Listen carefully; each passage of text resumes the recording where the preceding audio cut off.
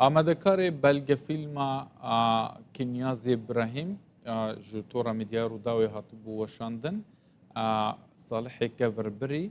li gel min li Stenbolê li stûdiya me kek Salih hûn bi xêr hatin we belge fîlma Kinyazê Ibrahîm amade kiribû niha jî li portala Rûdawê de tê weşandin careke din yanî we çawa dîtibû şexsê Kinyazê Ibrahîm tu li Sovyeta berê geriya bû xelkê Kurdê Sovyeta berê çawa behsa şexsê wî dikirin ji bilî wan ew ên ku di belge fîlmê de axivîne.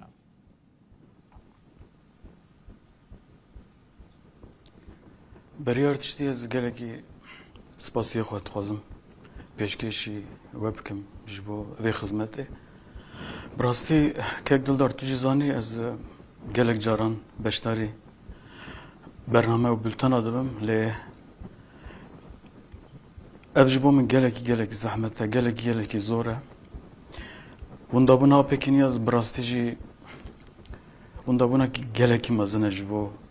civaka Kurdan seranserê dinyayê. Min bixwe 20 sal zêdetir e ku ez li nav yekitiya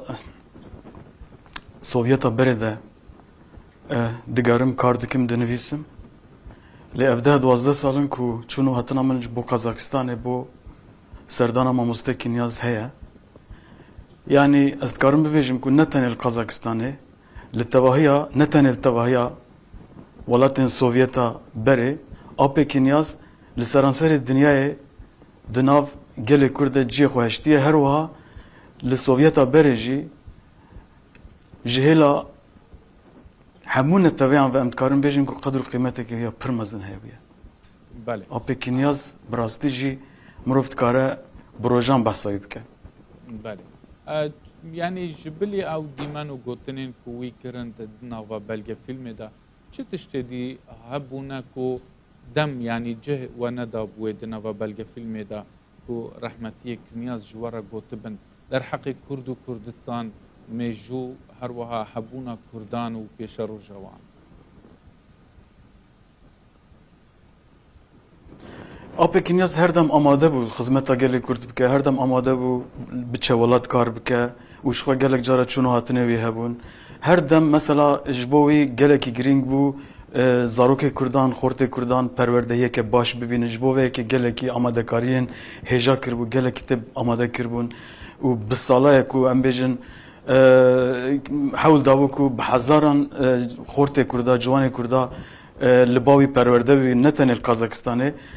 30 sal beriya niha, 40 sal beriya niha em bêjin ez behsa Ermenistanê û Azerbaycanê dikim ku li Ermenistanê jî bi xwe jî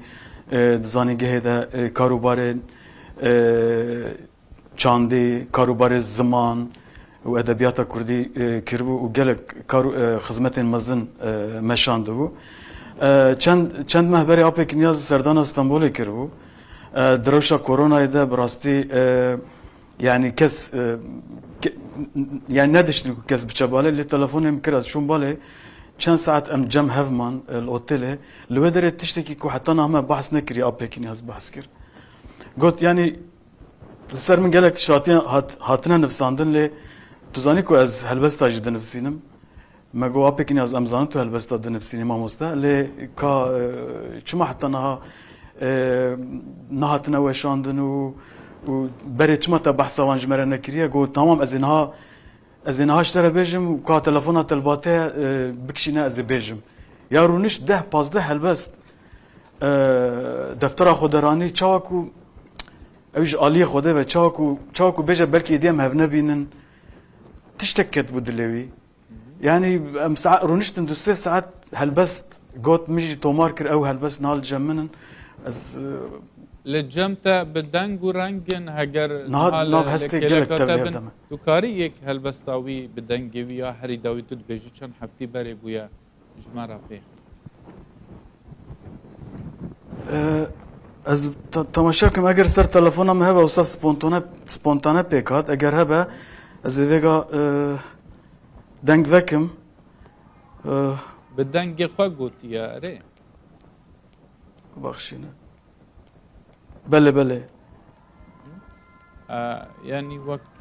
تجي أماجا بكر كو هاري داوي وي جدار الاسطنبول چند هفته برای اشکرا کریه کو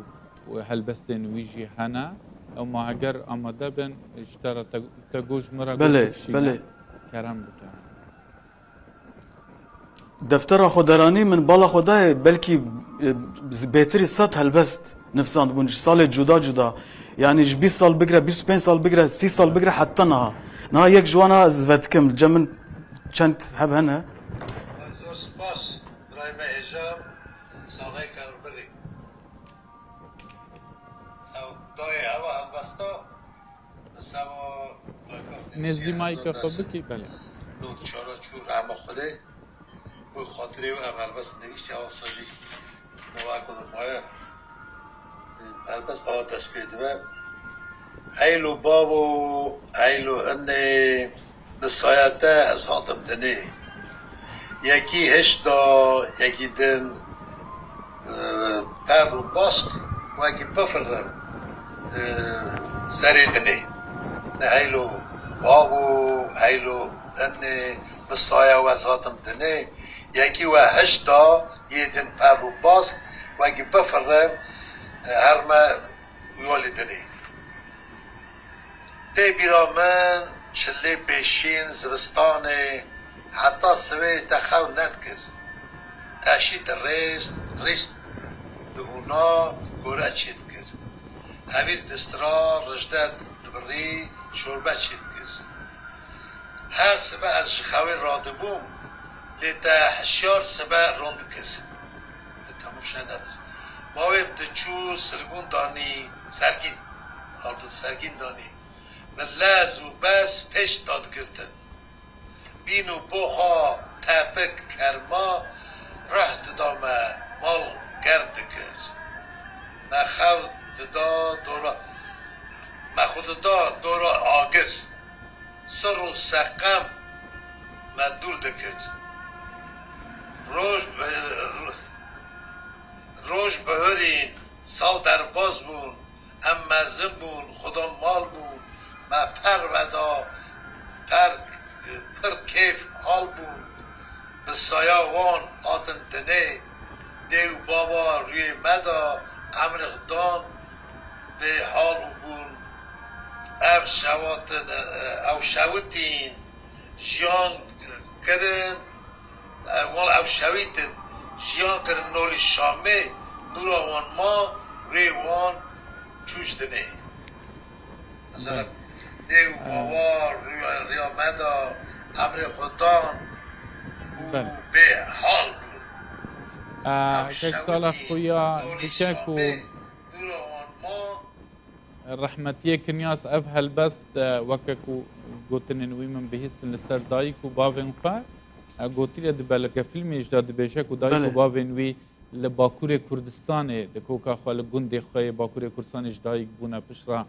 لكازاخستان ولارمينيا كوتشا داوي كرنا يعني د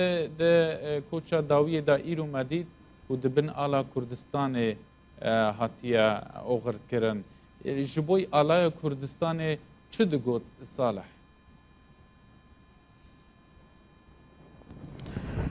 نه آپک نیاز لمالاوی به لآفیساوی دوم دروج به یعنی ناوی آفیسی هم بیشن دوم دروج به یعنی مالا گلان کو لوی داره گلک گل و ملت نه تمثیل کرن گل کرد جی لوی داره تمثیل کرن به ناوی بربانگه یعنی دام امروز که آفیس آپک نیاز آل هبو دام امروز شو مالاوی آل هبو هر دم مثلا یعنی بریکاوی ده دی جزدانوی ده آل هبو جبوی گلکی آل قدر و قیمت بو پیروز بو یعنی هر دم وصیت خود مثلا خواسته بکل لکردستان به وشارتن افجی هیا لمخابن درفت و مجال نبیه دیاره ایرو لقزاقستان الالماتای لگنده آشی بلاقه که گنده کی مزنه کردای آپک نیاز باش صالح داوی دا اسخازم پر جبکم پیوندین خواه به ریبرین کردان به بارچین کردستانی و هبویه لباشور، باکو، روشلات، روژاوا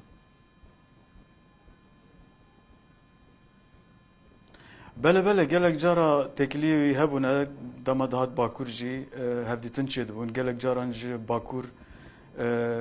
millet yani em bêjin kes hatine wek bo serdana wî hatine û apêkî niyaz bixwe jî gelek cara serdana başûr kiriye ez bixwe jî sala 2012 di festîvala Soran û Rewandûz de tu bixwe jî zanî apêkî niyaz jî hatibû bi qefleyekî bi malbata xwe re hatibû li wê derê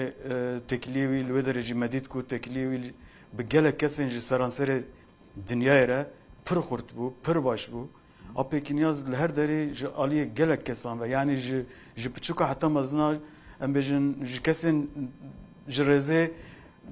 heta em bêjin profesorê navdar û siyasetmedarê dinyayê û di nav siyasetmedarê Kurdan de însanekî gelekî hezkirî bû însanekî gelekî pêşbîn bû tişta gelekî zû didît însanekî mesela mirov gava destpêkê bixwasta behsa tiştekî bike mijarekî bike di deqa pêşî di saniya pêşî saniyên pêşî de deqa pêşî de fêm dikir û analîzê xwe li gorî wê yekê dikir mixabin heyf û mixabin ku apêkî niyaz yani gelek zû bû wenda yekî gelekî mezin bû Rojnamevan û nivîskar berê Salih Kevirbirî di bûyî mêvanê bultena min gelek spas.